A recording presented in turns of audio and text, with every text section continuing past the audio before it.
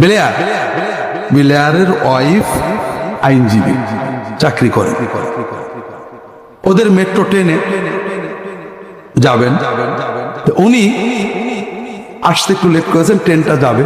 ট্রেনে যদি উনি টিকিট কিনতে চান ওই ট্রেনটা পাবেন না, তাহলে অফিসে লেট হবে। তো উনি টিকিট না কিনে উঠে পড়েছেন ট্রেনে। চেকার আসলে 24 পাউন্ড জরিমানা তার হাতে দিয়ে দিচ্ছেন। উনি ইংল্যান্ডের প্রধানমন্ত্রীর ওয়াইফ, তিনি 5-10 মিনিট লেট হবে অফিসে, এই ভয়ে ট্রেনে উঠেছেন, টিকিট কাটেননি। উনি পরিচয় দেন, আমাকে আপনি চেনেননি চেকার সাহেব, আমি ব্লেয়ারের ওয়াইফ, এটা উনি বলেননি। উনি, আমি ভাই সরি, সময় ছিল না, টিকিট কাটতে পারিনি, এই যে 24 পাউন্ড আপনার জরিমানা দিয়ে দিলাম। মানুষের ভিতরে আইন মানার প্রবণতা, আইন মানাটাই যে আমার মনুষ্যত্ব, এই জিনিসটা তাদের ভিতরে মজ্জাগত হয়ে গেছে। কিন্তু দুর্ভাগ্য, আমরা ইহুদি নাসারা বলে তাদের নিন্দা করি, তাদের বিশ্বাসে যারা তাদেরকে মানতে চায় তাদের অসভ্যতাকে মানি, তাদেরকে নীরবতাকে মানি, কিন্তু তাদের সরব মানবতাকে মানি না।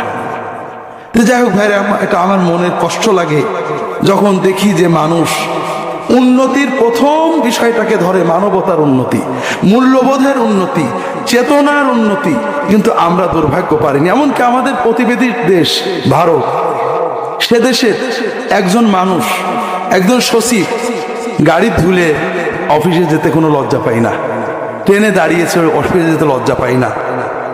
সচিবের ছেলের কথা বলছি না, মন্ত্রীর ছেলের কথা বলছি না, মন্ত্রীর বউয়ের কথা বলছি না, স্বয়ং মন্ত্রী, স্বয়ং সচিবের কথা বলছি, স্বয়ং মেডিকেল কলেজের প্রিন্সিপালের কথা বলছি।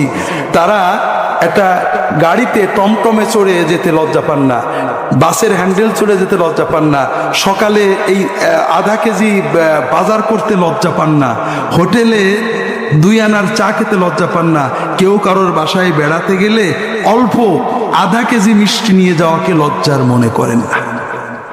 কিন্তু আমাদের দেশে আমরা অতি সাধারণ একজন ক্লার্ক রানী, তারও বাড়িতে বড় একটা টিভি না থাকলে আমরা মাইন্ড করি। সে যদি কারোর বাড়িতে, আমি যদি কারোর বাড়িতে 4 কেজি মিষ্টির কম নিলে আমরা মনে করি এটা খারাপ হলো। আমরা ভিতর থেকে সমাজটা পচিয়ে ফেলেছি। কোথা থেকে টিভিটা আসলো? আপনি এত সীমিত আয় করেন, কেন আপনার বাড়িতে এত দামি জিনিস? এটা ঘৃণার বিষয়।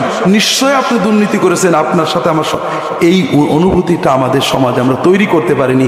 এটা পারেন শুধু রাজনৈতিক নেতারা, দুর্ভাগ্য, তারা মিডিয়ায় যেয়ে পারেন, তারা সৎ লোকদেরকে উদ্বুদ্ধ করে পারেন।